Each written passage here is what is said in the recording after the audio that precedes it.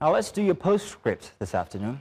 Now it all began as a day of celebration in Benin City, the long-awaited opening of the Museum of West African Arts, a project meant to honor history and reclaim the treasures once taken from the ancient kingdom.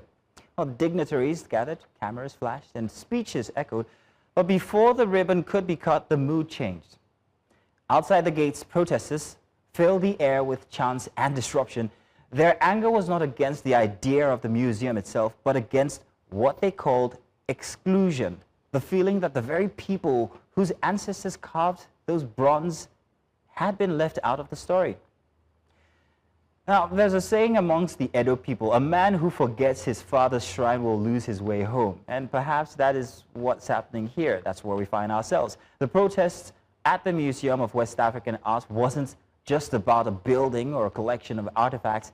It was a cry about memory, about the distance we've placed between heritage and ritual, between culture and the living spirit that gives its meaning. We've mastered the architecture of preservation, maybe, but forgotten the language of reverence. Heritage is not just only what is displayed in glass cases.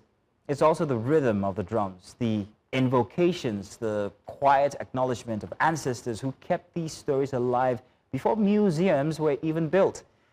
And our rush to meet global standards, we forgot to first kneel at the feet of those who gave us the heritage in the first place. So what failed in Benin wasn't just communication, it was actually communion. The dialogue between tradition and modernity must be a two-way conversation, not just a handover.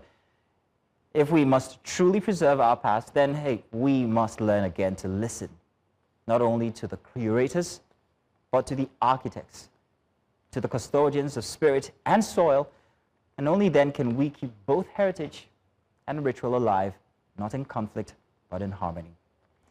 That's our postscript for today.